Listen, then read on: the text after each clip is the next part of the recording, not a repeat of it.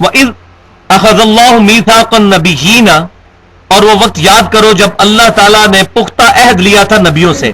یہ نبیوں کی ارواح سے اللہ تبارک و تعالیٰ نے ایک عہد لیا تھا. کیا عہد لیا تھا؟ لما آتیتکم من کتاب و حکمت، جب کبھی میں تمہیں عطا کروں کتاب اور حکمت. ثم جاءکم رسول مصدق لما معکم، اور پھر تمہارے پاس رسول تشریف لے آئے کوئی جو اس چیز کی تصدیق کر دے جو تمہارے پاس ہے. لَتُؤْمِنُنَّ بِهِ وَلَتَنْصُرُنَّهُ، تو تم ضرور اس رسول پر ایمان لانا اور ان کی مدد بھی کرنا. دعوت کے کاموں میں اور تبلیغ کی سرگرمیوں میں ایک نبی کو یہ حکم دیا جا رہا ہے کہ جب کبھی تمہارے زمانے میں کوئی اور نبی آ جائے تو تم نے اس کی بھی تصدیق کرنی ہے. جیسا کہ عیسیٰ علیہ السلام کے زمانے میں سیدنا یحییٰ جب آئے تو یحییٰ علیہ السلام نے حضرت عیسیٰ علیہ السلام کے نبی ہونے کی تصدیق کی. تو انبیاء کرام ایک زمانے میں کئی انبیاء بھی آتے رہے، وہ سب کے سب ایک دوسرے کی تصدیق کرتے تھے. لوط علیہ السلام نے ابراہیم علیہ السلام کی تصدیق کی، ابراہیم علیہ السلام نے لوط علیہ السلام کی تصدیق کی.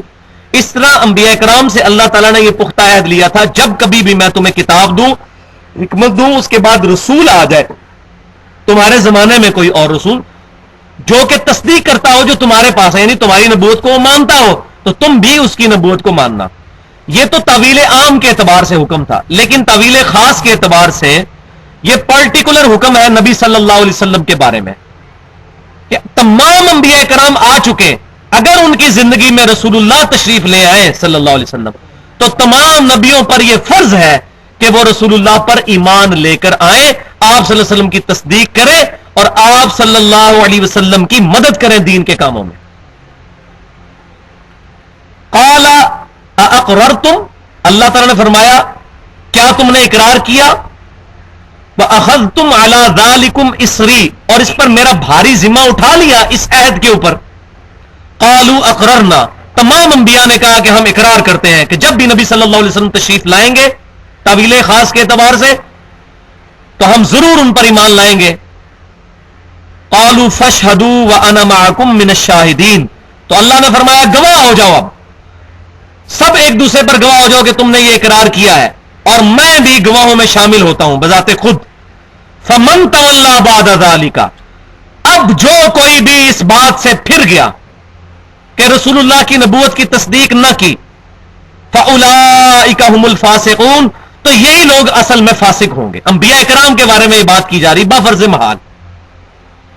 اگر انبیاء کرام کو یہ تھریٹ دی جا رہی ہے کہ اگر تم نے رسول اللہ صلی اللہ علیہ وسلم کو اپنا امام نہ مانا اور ان کی تصدیق نہ کی تو تم فاسق ہو جاؤ گے، تو اب مجھے بتائیں اب ہم رسول اللہ کو چھوڑ کر صلی اللہ علیہ وسلم امتیوں کے ساتھ نسبتیں لگاتے پھریں، مولویوں کے ساتھ اپنی نسبتیں لگاتے پھریں، میں فلاں ہوں تو میں فلاں ہوں تو میں فلاں ہوں، میں حنفی ہوں، میں شافی ہوں، میں مالکی ہوں، میں فلاں ہوں، میں قادری، میں چشتی. حالانکہ ان بزرگوں نے یہ تعلیمات ہی نہیں دی ہوئی، یہ پیچھے والوں نے جو ہے وہ شاہ سے زیادہ شاہ کے وفاداروں نے یہ کام کیے ہیں. انہوں نے تو کہیں نہیں یہ فرمایا. عیسیٰ علیہ السلام نے کب کہا کہ مجھے پوجو؟ یہ عیسائیوں نے خود عقیدہ ان کی طرف بنا دیا. اسی طریقے سے مسلمانوں میں بھی خرابیاں پیدا ہوئی. یہ اقرار نبی صلی اللہ علیہ وسلم کی زندگی میں بظاہر تو پورا نہیں ہوا کیونکہ کوئی پروفٹ زندہ ہے ہی نہیں تھا جب نبی صلی اللہ علیہ وسلم تشریف لے کے آئے. ہاں، معجزے کے طور پر صحیح مسلم کتاب الایمان میں ایک حدیث موجود ہے کہ شب معراج نبی صلی اللہ علیہ وسلم کو اللہ تبارک و تعالی نے جب بیت المقدس بلایا مسجد اقصی کے اندر، وہاں انبیاء کرام کی ارواح آئیں اور ان کو نبی صلی اللہ علیہ وسلم نے نماز پڑھائی، نبی صلی اللہ علیہ وسلم کو ان کا امام بنایا گیا. اسی حدیث کی وجہ سے صحیح مسلم کی جو حدیث ہے، ہم نبی صلی اللہ علیہ وسلم کو امام الانبیاء کہتے ہیں. تمام انبیاء کی آپ نے امامت فرمائی، لیکن یہ تمام معاملات معجزانہ طور پر ہوئے ہیں. یہ فزیکلی اس طرح نہیں ہے کہ کوئی وہاں جو لوگ بیٹھے تھے انہوں نے یہ چیز دیکھی بھی ہو. یہ سب معجزانہ، یہ عالم الغیب کی خبریں ہیں، یہ برزخ کی خبریں ہیں. اچھا، جو وہ معاملہ ہے کہ دنیا کے اندر کوئی دنیاوی زندگی کے ساتھ نبی موجود ہو اور اس نے نبی صلی اللہ علیہ وسلم کی تصدیق کی ہو، تو ایسا کوئی واقعہ نہیں، کیونکہ آپ صلی اللہ علیہ وسلم اور عیسیٰ علیہ السلام کے درمیان تقریباً 600 سال کا وقفہ ہے. 600 سال کا. 571 عیسوی میں نبی صلی اللہ علیہ وسلم پیدا ہوئے, اور اس زمانے کو سورہ مائدہ کے اندر اللہ تعالیٰ نے فطرت کا زمانہ قرار دیا ہے, جس کے اندر کوئی پروفٹ نہیں آیا. یہ فطرت کا زمانہ ہے 600 سال کا. اور اللہ تعالیٰ نے فرمایا کہ اب اللہ کی طرف سے ڈر سنانے والا اور خوشخبری سنانے والا محمد رسول اللہ صلی اللہ علیہ وسلم تشریف لا چکے ہیں, تاکہ تم یہ گلہ نہ کر سکو کہ ہمارے پاس کوئی ڈر سنانے والا تشریف نہیں لایا. اب اتنے بڑے فطرت کے پیریڈ کے بعد آ گئے ہیں ہمارے رسول صلی اللہ علیہ وسلم. تو یہ آیت بھی اس چیز کا ثبوت ہے کہ کوئی نبی زندہ نہیں تھا دنیا کے اندر. لہذا جن لوگوں کا یہ عقیدہ ہے کہ حضرت خضر علیہ السلام زندہ ہے اور وہ صوفیوں کے پاس آتے ہیں اور ان کی رہنمائی کرتے ہیں, تو یہ عقیدہ بھی قرآن اور سنت کے 100% خلاف, اور یہ کفری عقیدہ ہے. کیونکہ خضر علیہ السلام نبی ہے, اس میں کوئی شک ہی نہیں ہے. اس کی وجہ یہ ہے کہ خضر علیہ السلام حضرت موسیٰ علیہ السلام کے استاد ہیں. یہ نہیں ہو سکتا کہ غیر نبی کبھی نبی کا استاد ہو. نبی کا استاد نبی ہوگا, رسول کا استاد رسول ہوگا. اگر نبی صلی اللہ علیہ وسلم کو جبرائیل نے آ کر سکھایا تو جبرائیل خود بھی رسول تھے, ان کو اللہ نے سکھایا, انہوں نے نبی صلی اللہ علیہ وسلم کو آ کر سکھایا. تو غیر نبی کبھی نبی کو نہیں سکھا سکتا. یہ عقیدہ ہی غلط ہے, عقیدہ ہی کفر ہے. لہذا خضر علیہ السلام نبی تھے جو وہ ولی نہیں تھے. اسی کی بنیاد پہ سب کی سب وہ باطل عقائد و نظریات صوفیوں نے گھڑے ہیں. امام بخاری رحمۃ اللہ علیہ نے کتاب العلم چیپٹر میں جب حضرت خضر اور موسیٰ علیہ السلام کا قصہ لے کے آئے ہیں تو انہوں نے دونوں کے ساتھ علیہم السلام لکھا ہے. دونوں کو اکٹھا ذکر کیا ہے, اللہ تعالیٰ کی سلامتی ہو ان پر. یعنی امام بخاری رحمۃ اللہ علیہ کا بھی یہی عقیدہ تھا کہ خضر علیہ السلام بھی نبی تھے. اور ان کے نبی ہونے کی سب سے بڑی دلیل وہ سورۃ الکہف کی آیت ہے. وہ آیت بھی میں پڑھ کے آپ کو سنا دیتا ہوں. سورۃ الکہف کے اندر جب وہ خضر علیہ السلام کا قصہ آتا ہے کہ انہوں نے 3 کام کیے اور موسیٰ علیہ السلام ان کاموں پر صبر نہ کر سکے, تو ان آیات, ان تمام معاملات کے بعد خضر علیہ السلام نے کیا کہا, یہ نکال لیں آپ, 16ویں پارے کا پہلا صفحہ نکال لیں. یہ بڑی امپورٹنٹ آیات ہے. 16ویں پارے کا پہلا صفحہ کون سا؟ 303 سی, صفحہ 303 مل گیا.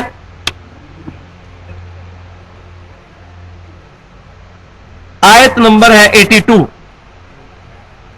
وَأَمَّا الْجِدَارُ فَكَانَ لِغُلَامَيْنِ يَتِيمَيْنِ فِي الْمَدِينَةِ مل گیا. اسی میں آگے آ رہا ہے فَأَرَادَ رَبُّكَ. پہلی اس آیت کو پڑھ لیتے ہیں. باقی رہی دیوار تو اس کی حقیقت یہ ہے کہ وہ شہر کے 2 یتیم بچوں کی تھی, اس کے نیچے ان کا خزانہ دفن تھا. وَكَانَ أَبُوهُمَا صَالِحًا, ان کا باپ نیک آدمی تھا, اسی کا بینیفٹ اولاد کو ملا. فَأَرَادَ رَبُّكَ, تو تیرے رب نے اس چیز کا ارادہ کیا. حضرت خضر علیہ السلام نے اپنے ارادے کو رب کی طرف منسوب کیا کہ یہ رب کا فیصلہ تھا. اچھا, کیا ارادہ کیا؟ اَن يَبْلُغَ أَشُدَّهُمَا وَيَسْتَخْرِجَا كَنْزَهُمَا, کہ جب وہ دونوں اپنی جوانی کو پہنچے تو وہ اپنا خزانہ وہاں سے نکال لیں. رحمتم من ربک, ان کے رب کی طرف سے خاص رحمت. وما فعلته عن امری, اور جو کچھ میں نے کیا میں نے اپنی مرضی سے نہیں کیا. خضر علیہ السلام کہہ رہے ہیں میں نے اپنی مرضی سے نہیں کیا. ذالک تأویل ما لم تستطع علیہ صبرا, اے موسیٰ علیہ السلام یہ ان باتوں کی تعویل ہے جس پر آپ صبر نہیں کر سکے. اس میں ایک واقعہ یہ تھا کہ انہوں نے بچے کو قتل بھی کیا تھا. اب بچے کو قتل کرنا وحی کے بغیر ممکن نہیں ہے. کوئی اس وقت کشف اور الہام بھی ہوتا تھا. حضرت عیسیٰ علیہ السلام کی والدہ کو الہام ہوا تھا, موسیٰ علیہ السلام کی والدہ کو بھی الہام ہوا تھا, لیکن اس امت میں تو اب ختم ہو چکا ہے, میں نے بتا دیا. لیکن کشف اور الہام کے ذریعے یہ نہیں ہو سکتا کہ آپ کسی زندہ بندے کی جان لے لیں, یہ تو ڈیفینیٹ ہے. کشف اور الہام 100% تو صحیح نہیں ہو سکتا, اس میں بھی شیطان کی دخل ہو سکتی ہے کیونکہ وہ وحی نہیں ہے. صرف نبیوں کو جو وحی ہوتی ہے وہ خالص ہوتی ہے. اب اس میں انہوں نے ایک بچے کی گردن بھی مروڑی, تو یہ بغیر وحی کے نہیں ہو سکتا. اور انہوں نے کہہ بھی دیا کہ میں نے خود نہیں کیا, نہ میں نے اپنی مرضی سے کیا, یہ میرے رب کا حکم تھا. رب کا حکم نبی کے اوپر نازل ہوا, جیسا کہ اسرائیل علیہ السلام بھی اللہ کے نبی ہیں فرشتوں میں سے, اور وہ لوگوں کی روح قبض کرتے ہیں. اگر اس کو دلیل بنا لیا جائے تو آج کوئی پیر کسی بچے کی گردن مروڑ دے کسی مرید کے, ٹھیک ہے, اور وہ کہ جی مجھے تو اللہ تعالیٰ کی طرف سے اشارہ ہوا ہے، میں نے اپنی مرضی سے نہیں کیا، تو کیا خیال ہے؟ ایسا تو نہیں ہو سکتا، کبھی نہیں ہو سکتا. صرف اسرائیل کو اجازت ہے کہ وہ یہ کرے.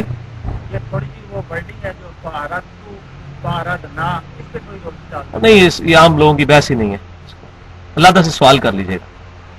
تو اللہ تبارک و تعالیٰ نے اس عقیدے کو بالکل کلیئر کر دیا کہ خضر علیہ السلام نے اپنی مرضی سے یہ سب کچھ نہیں کیا، لہذا یہ عقیدہ بالکل غلط ہے کہ خضر علیہ السلام ولی تھے. دوسری بات، اس آیت میں ہم نے پڑھا کہ انبیاء کرام سے یہ عہد لیا گیا تھا کہ جب رسول اللہ تشریف لائیں گے آپ نے ان پر ایمان بھی لانا ہے، ان کی مدد بھی کرنی ہے. کسی ضعیف سند سے بھی یہ بات ثابت نہیں ہے کہ خضر علیہ السلام کبھی رسول اللہ پر ایمان لائے ہوں اگر وہ زندہ تھے. آج جو یہ صوفی دعویٰ کرتے ہیں ہمارے پاس آتے ہیں، وہ شیطان آتا ہے، اصل میں اس نے خضر کا روپ دھاڑا ہوا ہے، وہ شیطان ہے، پانیوں پہ ان کی حکومت ہے، وہ شیطان ہے، خضر نہیں ہے. خضر تو فوت ہو چکے. اگر خضر علیہ السلام زندہ ہوتے تو ان پر فرض تھا کہ رسول اللہ کے اوپر ایمان لے کے آتے، ورنہ تو وہ فاسق ہو جاتے کہ قرآن کی اس آیت کے تحت. تو خضر علیہ السلام کبھی بھی نبی صلی اللہ علیہ وسلم پر ایمان لانے کے لیے نہیں آئے بنفس نفیس خود صحابہ کرام کے سامنے، کہیں ثابت نہیں ہے. یا انہوں نے کبھی غزوہ بدر میں، غزوہ احد میں نبی صلی اللہ علیہ وسلم کی مدد کی ہو آ کر جنگ کے اندر، کہیں کوئی ثابت نہیں ہے. تو باقی انبیاء کرام کا جو شب معراج اکٹھا ہونا وہ معاملہ ڈیفرنٹ ہے، کیونکہ وہ دنیا میں موجود نہیں تھے. یہ تو دنیا میں موجود تھے بقول ان کے، تو ان کو آنا فرض تھا. تو یہ بھی اس چیز کا ثبوت ہے کہ خضر علیہ السلام دنیا سے جا چکے. اور آخری ثبوت بخاری اور مسلم کی وہ حدیث ہے کہ نبی صلی اللہ علیہ وسلم نے فرمایا کہ جو شخص بھی اس وقت روئے ارض پہ زندہ ہے 100 سال نہیں گزریں گے کہ اسے موت آ جائے گی، اس پر قیامت قائم ہو جائے گی. تو نبی صلی اللہ علیہ وسلم کے زمانے میں جو بھی زندہ تھا 100 سال کے اندر وہ فوت ہو گیا، یعنی وہ زمانہ 100 سال کے اندر ختم ہو گیا. اب تو 100 سال بھی نہیں لگتے، 70-80 سال کے اندر ایک جنریشن ختم ہو جاتی ہے، نئی جنریشن آ جاتی ہے. تو نبی صلی اللہ علیہ وسلم کی پیشن گوئی بالکل صحیح ثابت ہوئی. آخری صحابی ابو طفیل عامر بن واصلہ رضی اللہ تعالیٰ عنہ المتوفی 110 ہجری نبی صلی اللہ علیہ وسلم کی وفات کے 100 سال کے بعد فوت ہوئے. تو صحابہ کرام کا قرن ختم ہو گیا. تو اگر حضرت خضر زندہ تھے اس وقت بقول ان کے، تو تب بھی وہ فوت ہو چکے ہیں. تو یہ جو صوفیوں کے دعوے ہیں ہمارے پاس حضرت خضر آتے ہیں، خضر نام کی کوئی چیز اس طرح کی امت محمدیہ میں کوئی بھی انسان موجود نہیں ہے. وہ ایک نبی تھے موسیٰ علیہ السلام کے زمانے میں، وہ فوت ہو چکے، اللہ کے پاس جا چکے. لہذا یہ عقیدہ بھی میں نے اس حوالے سے آج کلیئر کر دیا، کیونکہ اس کے اوپر سب کے سب لوگوں نے اپنی بنیاد بنائی ہوئی ہے. دوسرا، اس آیت سے یہ بھی پتہ چلا کہ نبی صلی اللہ علیہ وسلم پر اگر ایمان لانا باقی انبیاء کے لیے ضروری ہے تو ان کے ماننے والوں کے لیے بھی ضروری ہے. لہذا صحیح مسلم کتاب الایمان میں یہ حدیث موجود ہے کہ نبی صلی اللہ علیہ وسلم نے فرمایا جس یہودی یا عیسائی نے میرے بارے میں سن لیا کہ میں اللہ کا پیغمبر ہوں اور وہ مجھ پر ایمان نہ لایا تو وہ دوزخ میں جائے گا. لہذا آج نبی صلی اللہ علیہ وسلم پر ایمان لانا بھی ضروری ہے دوسرے انبیاء کے امتیوں کے لیے بھی.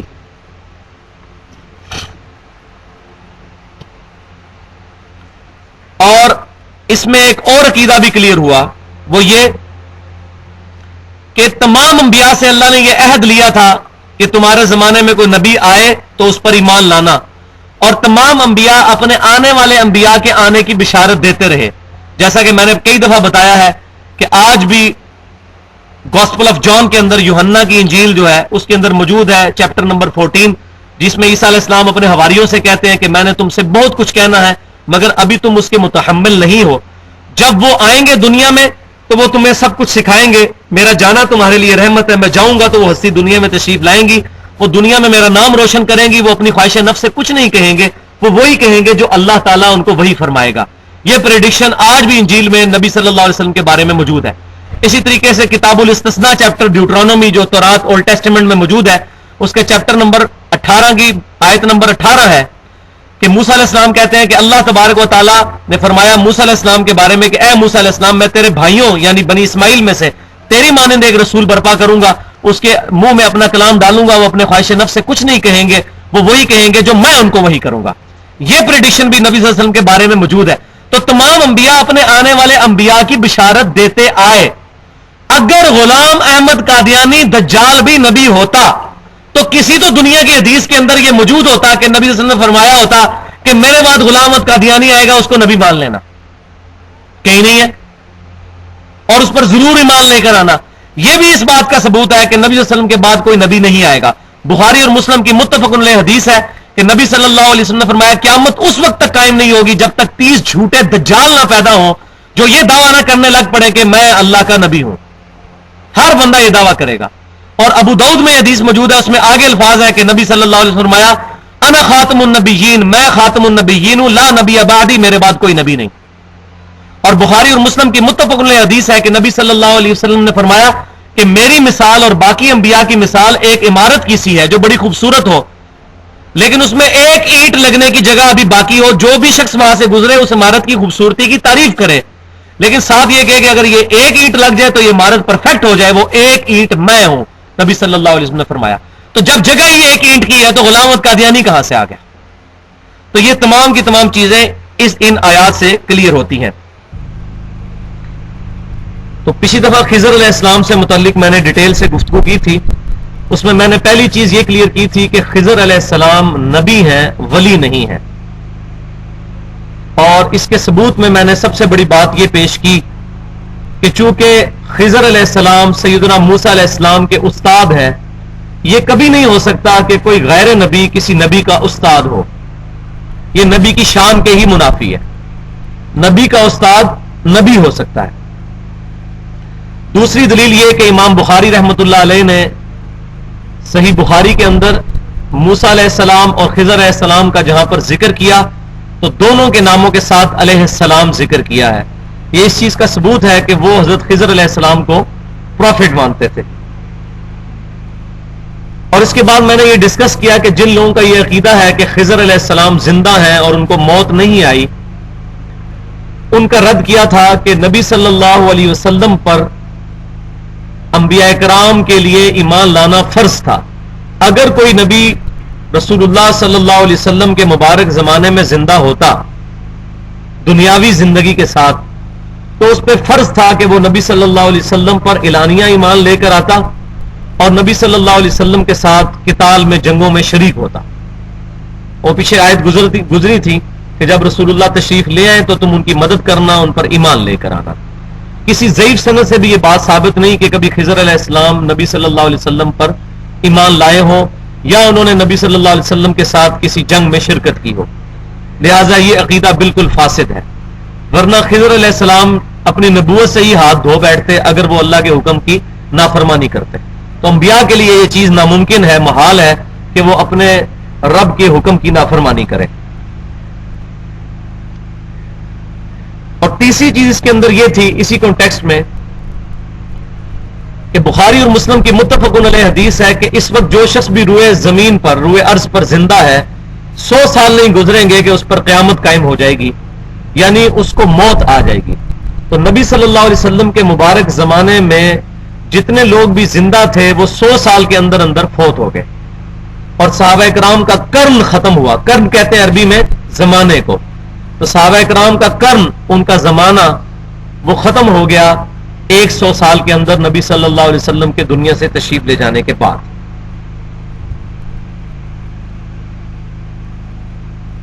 چوتھی چیز اس کے اندر یہ کہ کئی صوفیاء ہیں جو یہ دعویٰ کرتے ہیں کہ ہمیں خضر علیہ السلام ملتے ہیں اور خضر علیہ السلام ہماری رہنمائی فرماتے ہیں جیسا کہ موسیٰ علیہ السلام کی رہنمائی کی تھی, اور وہ اس بنیاد کے اوپر شریعت کا مذاق اڑاتے ہیں اور کہتے ہیں کہ ہم اہل معرفت ہیں. اور جب ان کا رد کیا جاتا ہے کتاب و سنت سے تو وہ کہتے ہیں علم بس کریو یار, حالانکہ ہمارے پورے کا پورے دین کی بنیاد ہی علم پر ہے. انما یخش اللہ من عبادہ العلماء, اللہ کی معرفت اہل علم کو ہے, علم کے بغیر کوئی چیز نہیں ہے. اور یہ جو لوگ علم کی تذلیل کرنے کے لیے کہتے ہیں جی شیطان بھی بہت بڑا عالم تھا, بھائی یہ کوئی ثابت نہیں ہے کہ شیطان عالم تھا. شیطان بہت بڑا جاہل تھا. عالم ہوتا, عالم جبرائیل علیہ السلام تھے جو اللہ کے حکم کو مانتے ہوئے انہوں نے حضرت آدم علیہ السلام کو سجدہ کیا. عالم تو سارے فرشتے تھے جنہوں نے علم کی بنیاد پر اللہ تعالیٰ کے حکم کو مانا. جو اللہ تبارک و تعالیٰ کے حکم کو نہ مانے وہ تو جاہل ہے, وہ عالم کہاں سے ہو سکتا ہے؟ شیطان کوئی عالم نہیں تھا, وہ جاہل تھا.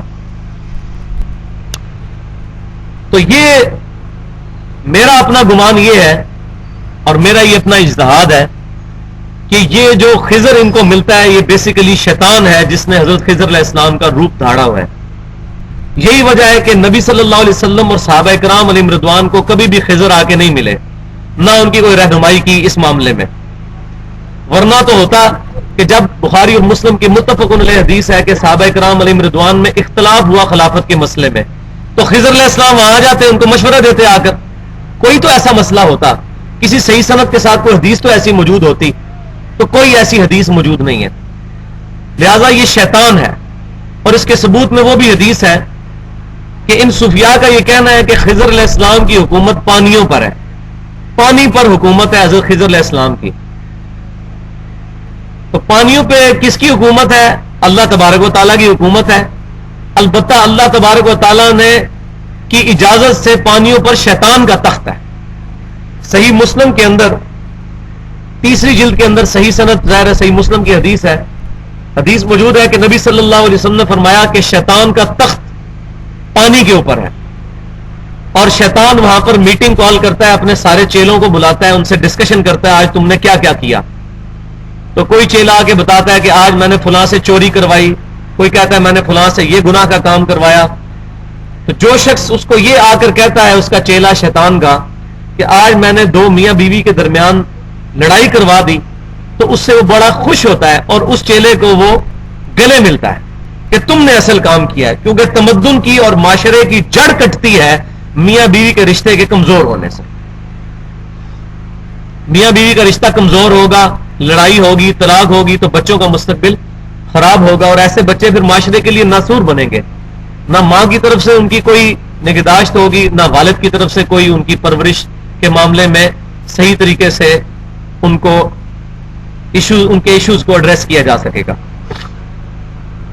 تو شیطان کا تخت پانیوں پر ہے، اور یہی وہ خضر ہے جس کے بارے میں کہتے ہیں پانیوں پہ حکومت ہے، یہ شیطان ہے اصل میں۔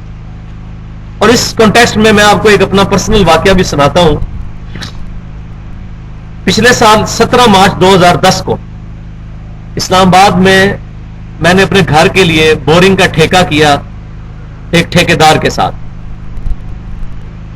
اس سے یہ طے پایا کہ 40,000 روپیہ وہ لے گا اور 220 فٹ جو ہے وہ بورنگ کرے گا، کیونکہ وہاں کافی زیادہ، ہمارے یہاں جہلم میں تو 20 25 30 فٹ کے اوپر پانی نکل آتا ہے، لیکن اسلام آباد میں پانی کی بڑی قلت ہے، تو 200 سے اوپر ہی جا کے پانی نکلتا ہے، اور اکثر اوقات نہیں بھی نکلتا۔ تو اس سے 220 فٹ جو ہے وہ طے ہوا۔ تو تقریباً 35 دن تک اس نے جو ہے وہ کھدائی کی، اور 220 فٹ جو ہے کھودا، پانی کا ایک ذرہ تک نہیں آیا تھا، ایون سینڈ بھی نہیں تھی زمین کے اندر، تو امید لگ جاتی کہ پانی نکلے گا۔ تو اس نے بورنگ کرنے سے پہلے مجھے یہ کہا تھا کہ آپ بھائی حضرت خضر علیہ السلام کے نام کا بکرا دیں، کیونکہ پانیوں پہ حضرت خضر کی حکومت ہے، تو خضر علیہ السلام کے نام کا بکرا دیں گے تو تب پانی نکلے گا۔ اور جب پانی نہیں نکلا تو اس نے بغلیں بجانا شروع کر دی۔ اس نے کہا کہ جی دیکھا، میں نے کہا تھا خضر علیہ السلام کا بکرا دو ان کے نام کا۔ تو میں نے اس کو یہ بات کہی تھی کہ اللہ تبارک و تعالی ہی زمین و آسمان کے تمام خزانوں کا مالک ہے، اللہ تبارک و تعالی ہی عطا فرمانے والا ہے، کسی کی کوئی حکومت نہیں ہے، ایک ذرے کا بھی کوئی اختیار نہیں رکھتا اس کائنات کے اندر۔ تو وہ کہنے لگا خضر علیہ السلام کی پانیوں پہ حکومت ہے۔ میں نے کہا خضر علیہ السلام جن کو تم کہہ رہے ہو وہ شیطان ہے، خضر علیہ السلام تو فوت ہو چکے ہیں۔ کہتا جی آپ تو بڑے گستاخ ہیں، جیسا کہ گستاخی کا فتویٰ تو ہماری نوک پہ ہوتا ہے، جو بھی حق بات کرے اس کو گستاخ کہہ دیتے ہیں۔ تو میں نے کہا گستاخ تو آپ ہیں جو کتاب و سنت کی تعلیمات کا مذاق اڑا کے تو ایسی بات کر رہے ہیں۔ میں نے کہا جس کو تم خضر سمجھتے ہو نا، اس کو اس کے سمیت زمین و آسمان کی ساری مخلوقات اپنا پیشاب بھی نہیں روک سکتی، کسی کا پانی کیا روک سکتی ہیں؟ کوئی دنیا سے بڑا بزرگ اپنا پیشاب روک کے بتا دے۔ انسان تو اپنا پیشاب روکنے پر قادر نہیں ہے، کسی کا پانی یا روٹی کیسے یا رزق بند کر سکتا ہے؟ کہتا ہے تم تو پکے گستاخ ہو، تمہارا پانی نہیں نکلے گا۔ تو خیر جب میں نے بورنگ شروع کروانی تھی، اس سے پہلے 2 نفل پڑھ کے اللہ تعالیٰ سے دعا کی، کیونکہ ادھر علاقے میں پانی بڑا کم تھا۔ جب 220 فٹ تک بورنگ کر لی، پانی نہیں نکلا، اس نے کہا جی دیکھا، میں نے کہا تو کہتا جی اب تو وقت نکل چکا ہے، اب تم خضر علیہ السلام کے نام کا بیل بھی دو گے تب بھی پانی نہیں نکلے گا، تم نے گستاخی کی ہے۔ تو بورنگ کا ٹھیکہ ختم ہو چکا ہے، اب اگر تم نے مزید آگے بورنگ کروانی ہے تو 1500 روپیہ ایک دن کے چارج ہوں گے۔ تو میں نے کہا ٹھیک ہے 1500 روپیہ ایک دن کا. تو اس نے اگلے دن پھر 1500 پر ڈے کے اوپر ٹھیکہ کیا. اگلے دن آ کر اس نے 8 فٹ جو ہے کھدائی کی تو 228 فٹ جو ہے وہ بور ہوا لیکن پانی نہیں نکلا. اس دوران وہ کہنے لگا جی ادھر ایک مائی ہے جی وہ پانی دم کر کے دیتی ہے, وہ ایسے بور میں پھینکے تو پانی نکل آتا ہے. میں نے کہا یار تم میرا پانی نہ نکلے لیکن میں نے اپنا ایمان تو برباد نہیں کرنا, میرا یہ عقیدہ ہی نہیں ہے. پانی دینا نہ دینا یہ تو اللہ کی مرضی ہے, لیکن یہ حرکت میں نے نہیں کرنی جو تم مجھے اس طرح اوٹ پٹانگ مشورے دے رہے ہو. اچھا اگلے دن جب دوسرا دن, پہلی دیہاڑی اس کو 1500 دی, اس سے اگلا دن آیا تو صبح سویرے 8 بجے جب اس نے بورنگ کا کام شروع کیا, روزانہ تقریباً وہ 12 گھنٹے بورنگ کرتا تھا.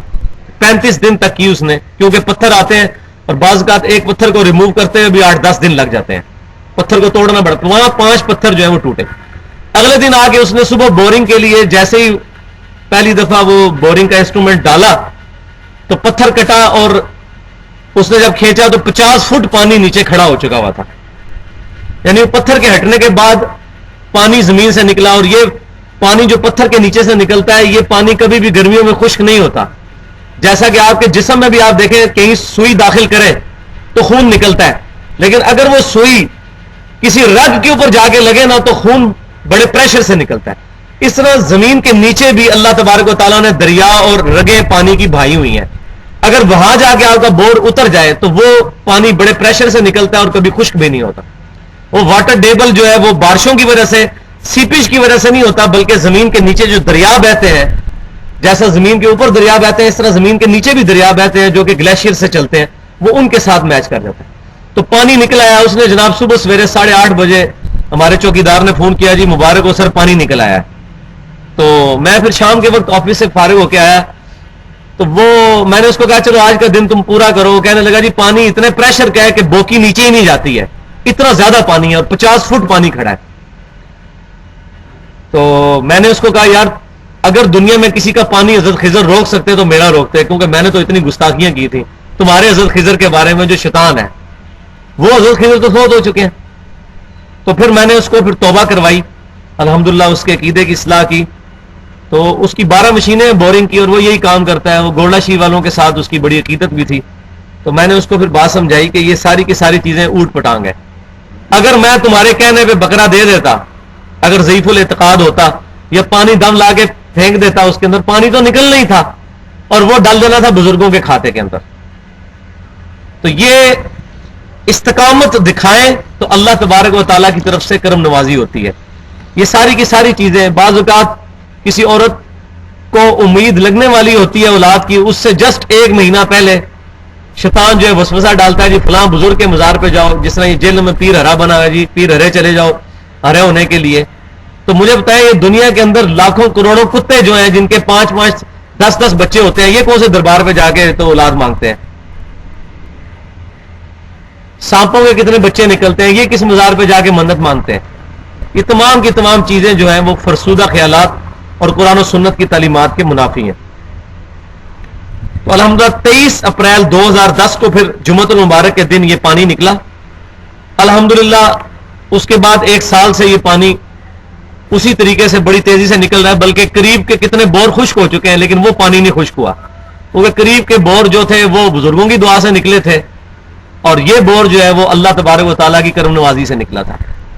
کیونکہ جب کوئی شخص جیسے سورۃ الانعام میں آتا ہے کہ مشرکین مکہ کہتے تھے یہ چیزیں تو اللہ کے لیے خاص ہیں, یہ ہمارے بتوں کے لیے خاص ہے, اور یہ جو اللہ کے لیے چیزیں ہیں ان کے ساتھ ہم اپنے بتوں کی بھی نیت کرتے ہیں. تو اللہ تعالیٰ فرماتا ہے خالصتاً میری نیت کرو, اگر اس کے ساتھ چیزیں ایڈ کرو گے تو یہ باقی چیزیں بھی اور اپنے بتوں کو ہی دے دو, میری بارگاہ میں کوئی ایسی چیز قابل قبول نہیں ہے. اللہ تعالیٰ خالص توحید چاہتا ہے, اور یہی نبی صلی اللہ علیہ وسلم کی تعلیمات کا خلاصہ ہے. امام کائنات سید الاولین والآخرین شفیع المذنبین رحمت للعالمین سیدنا و مولانا امام اعظم محمد رسول اللہ صلی اللہ علیہ وآلہ وسلم کے بارے میں قرآن پاک میں کیٹاگوریکل یہ مینشن کیا گیا سورۃ الانعام کے اندر, قل اننی ہدانی ربی الی صراط مستقیم. یہاں سے وہ آیات شروع ہوتی ہیں جس کو کنکلوڈ کیا ہے قل ان صلاتی ونسکی ومحیای ومماتی للہ رب العالمین. اے محبوب صلی اللہ علیہ وسلم آپ فرما دیجئے بے شک میری نماز, میری قربانی, میرا جینا, میرا مرنا سب اللہ کے لیے ہے. جو تمام جہانوں کا پالنے والا ہے. تو نبی صلی اللہ علیہ وسلم نے اللہ تعالیٰ کو ٹاپ پریورٹی بنایا ہوا تھا, اور یہی آپ صلی اللہ علیہ وسلم کی اپنی امت کے بارے میں بھی خواہش اور اپنی امت کے لیے بھی تعلیمات کا خلاصہ ہے کہ ٹاپ پریورٹی اللہ کی ذات کو بنایا جائے, اس کے محبوب صلی اللہ علیہ وسلم کی تعلیمات کو بنایا جائے. تو یہ خضر علیہ السلام کے متعلق بھی یہ مسکنسیپشن میں نے کلیئر کر دی.